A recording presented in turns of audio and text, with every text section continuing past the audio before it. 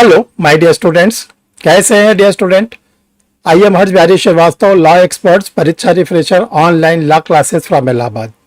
आज dear student आप लोग को एक बहुत ही अच्छे टॉपिक पर वीडियो दे रहे हैं और वो है डिफरेंस बिटवीन मजिस्ट्रेट एंड जजेस।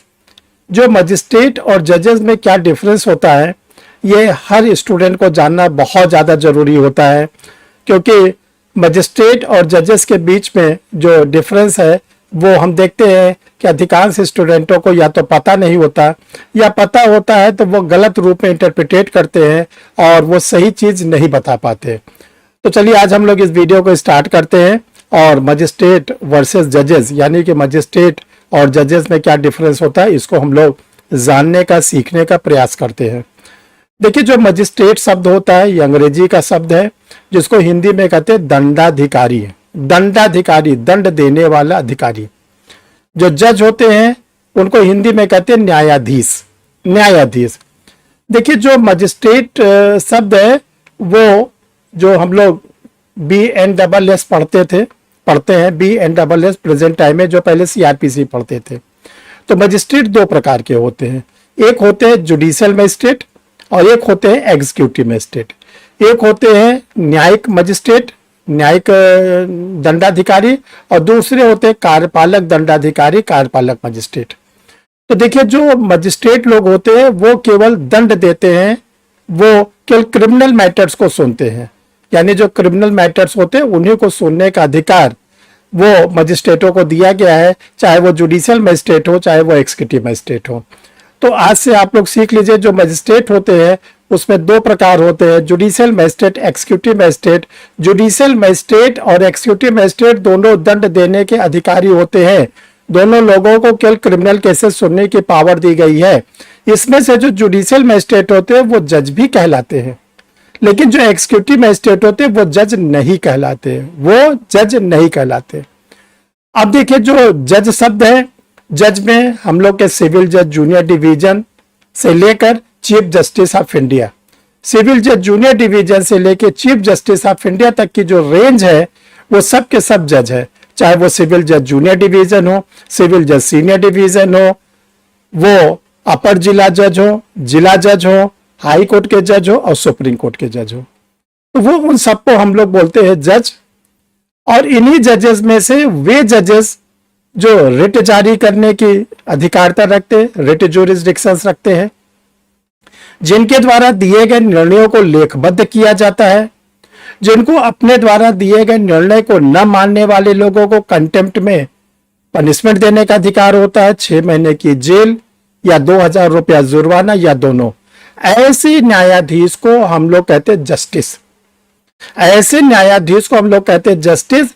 और ये जस्टिस का स्टेटस केवल ऑनरेबल हाई कोर्ट और ऑनरेबल सुप्रीम कोर्ट के जजेस को मिला हुआ है, क्योंकि honourable high court supreme court के जो जजेस होते हैं वो आर्टिकल 32 में ऑनरेबल सुप्रीम कोर्ट के जजेस, आर्टिकल 226 में ऑनरेबल हाई कोर्ट के जजेस को रिट ज्यूरिसडिक्शंस प्राप्त है, वो रिट जारी कर सकते हैं। इसके साथ साथ जो हाई कोर्ट और सुप्रीम कोर्ट के जजेस होते हैं इनके जजमेंट को कंपाइल किया जाता है, AIR वगैरह में पब्लिश किया जाता है, ये केस लॉ बनता है, ये निर्णय विधि बनती है, इनेक्टेड लॉ बनता है, जिसको हम लोग कहते हैं केस लॉ। तो ये जो दो प्रकार के जजेस हैं इनके नाम के आगे हम लोग लगाते हैं न्यायमूर्ति, जस्टिस।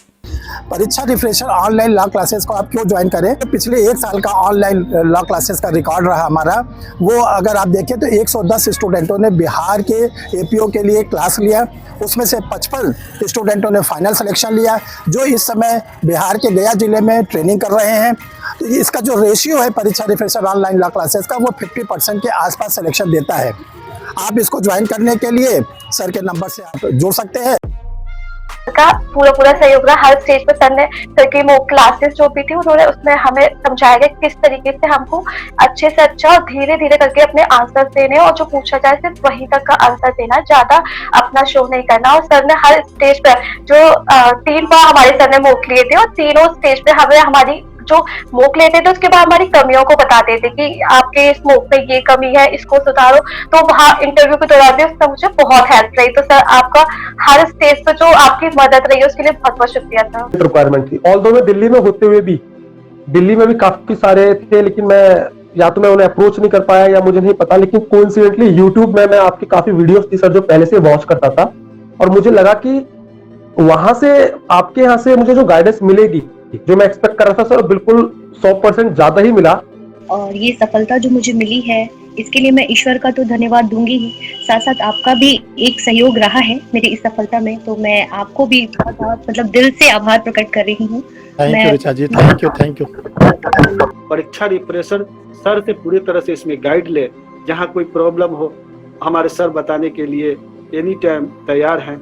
उनकी काफ़ी बुक्स वगैरह भी आ रही है, जिनको पढ़कर हम एक रणनीति बनाकर मैंने ऑनलाइन क्लासेस ज्वाइन किया था।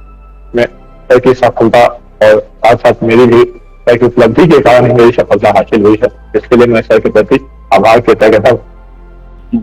सोचा कि अब क्या किया जाए, तो फिर इधर उधर मार्केट में बहुत जगह खोजने पे फिर सर के बारे में पता चला, परीक्षा रिफ्रेशर के बारे में पता चला। सर को 31 ईयर्स का एक्सपीरियंस है अपने बच्चों को पढ़ाने का, सर से मैं जुड़ा। थी फिर आपने मुझे डांटा भी कि उलझुल बातों में दिमाग मत लगाओ, अपना तैयारी ऑनेस्टी से करो, सिलेक्शन हो जाएगा।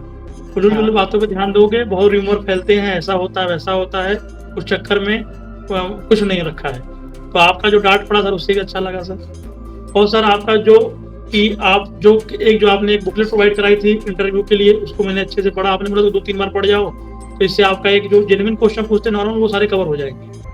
और सर आपका ये बहुत सहयोग रहा सर। तो अच्छे तरीके से सर के गाइडलाइंस में गहन अध्ययन किया और प्रॉपर जो प्रीवियस ईयर का मेंस का जो था पैटर्न उसको मैंने फॉलो किया और बारीकी से क्वेश्चंस को अध्ययन किया। जो 6 नए एक्ट जोड़े गए थे उसके लिए सर से ही मैंने लिया और सर के गाइडलाइंस में उसको भी पढ़ा। इस इंस्टीट्यूट के द्वारा जो आप लोग के लिए क्लास ली जाती है उसमें फीस बहुत ही नॉमिनल है। इतनी नॉमिनल फीस है कि बड़े बड़े इंस्टीट्यूट की कुल 10% फीस को लिया जाता है, जिसमें आप लोग को प्री की, मेंस की, इंटरव्यू की तीनों तैयारी कराई जाती है।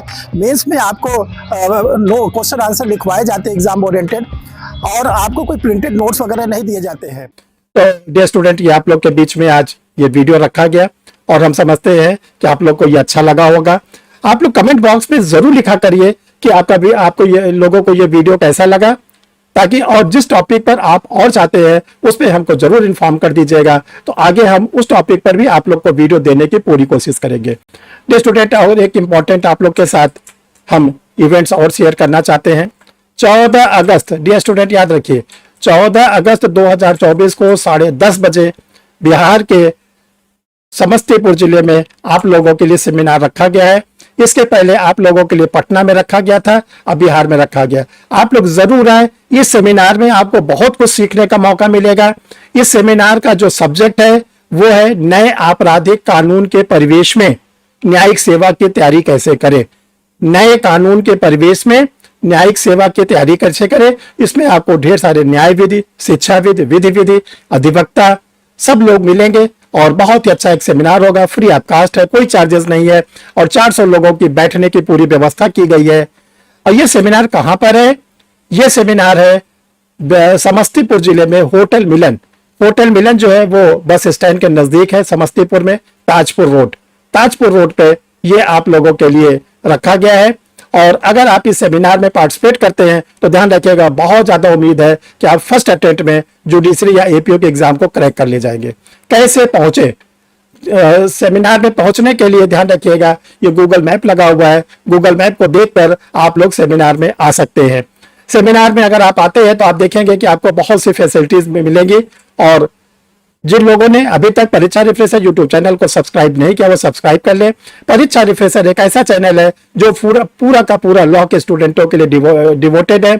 इसमें आप लोग को सारे केस लॉज मिलते हैं, honourable high court, supreme court का कोई वैकेंसी होती है वो आपको मिलता है, कोई एग्जामिनेशन होता है उसके बारे में जानकारी मिलती है, सिलेक्टेड स्टूडेंट से आप लोग को मिलाया जाता है। इसके साथ साथ इस चैनल पर ढेर सारे ज्यूरिस्टिक समय समय पर आते रहते हैं, डिस्ट्रिक्ट जज आते रहते हैं, लॉ के प्रोफेसर आते रहते हैं, साइकोलॉजिस्ट आते रहते हैं, सिलेक्टेड स्टूडेंट आते रहते हैं। इतनी ज्यादा विशेषताओं को लेकर ये आप लोगों के लिए चैनल बनाया गया है। डियर स्टूडेंट, जो 3 नए क्रिमिनल्स लॉ हैं इन्फोर्स हो चुके हैं। 3 नए क्रिमिनल्स लॉ पर प्रेजेंट टाइम में जो परीक्षा रिफ्रेशर लॉ क्लासेस का स्टडी मटेरियल रेडी है वो है MCQ, मल्टीपल चॉइस क्वेश्चन। ये हिंदी मीडियम, इंग्लिश मीडियम में दोनों पे है और इसमें 2100 क्वेश्चन दिए गए हैं। हिंदी मीडियम में टोटल 2100 क्वेश्चन और इंग्लिश मीडियम में भी 2100 क्वेश्चन दिए गए हैं।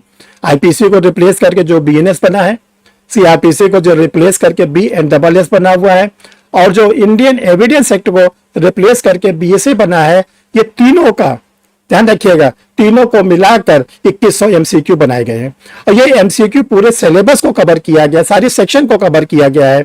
अगर आप इस एमसीक्यू को सॉल्व करते हैं तो आगे के समय में जो जुडिशरी का एग्जाम होगा, जो आपका एपीओ का एग्जाम होगा, जो हायर जुडिशियल का एग्जाम होगा, या ऐसे लोग जो AIB 19 की तैयारी कर रहे हैं, देखो जो AIB 19 है वो बहुत ही सीरियसली आप लोग तैयार करिए, क्योंकि AIB 18 में 50% से ज्यादा स्टूडेंट फेल भी हुए थे। तो ये जो तीनों क्या नाम है वॉल्यूम है, इसके ज्वाइंट जो चार्जेस है वो 749 है।